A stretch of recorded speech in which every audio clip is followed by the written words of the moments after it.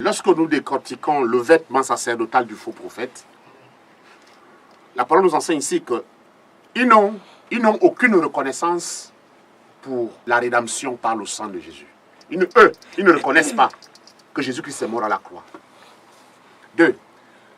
Ils ressemblent à Balaam. Balaam, il s'enrichit par la manipulation. Donc leur but, effectivement, c'est de s'acheter des jets privés et d'emmagasiner suffisamment d'argent, même si toi, tu dois mourir avec tes enfants. Pour eux, toi, tu ne comptes pas. Ce qui compte pour eux, c'est leur personnalité et c'est leur compte bancaire, derrière votre dos.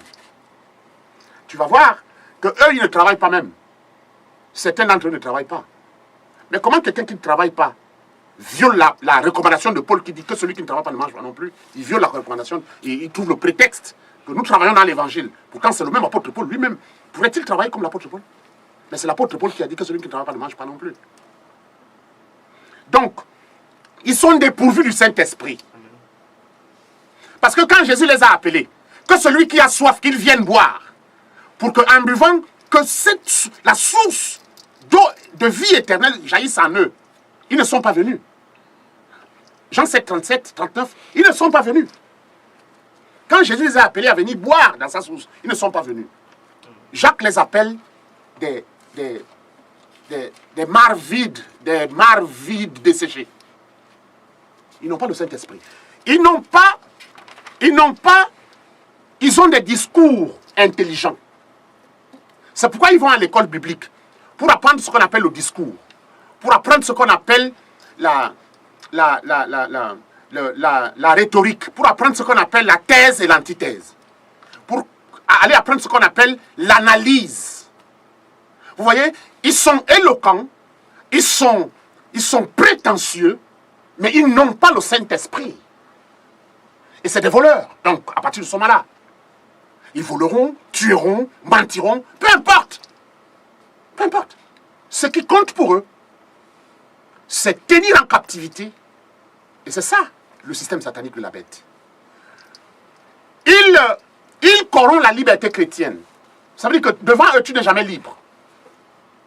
Il n'y a aucune brebis, il n'y a aucun enfant de Dieu qui est libre devant son pasteur. Mais la Bible déclare que dans la présence du Saint-Esprit, c'est là-bas où il y a la liberté. Donc, le fait que vous ne soyez pas libre indique directement que le Saint-Esprit, il y a carence de Saint-Esprit, il n'y a pas de Saint-Esprit là. C'est pourquoi nous disons, publiquement, nous disons, sortez de là. Nous appelons le peuple de Dieu à quitter, parce que c'est l'heure, c'est le soir. Le Père a besoin de tous ses enfants. Il n'est pas question qu'un seul reste en captivité parce qu'un gourou l'aurait tenu. Il nous a suscités pour ça. Ce sont des voleurs.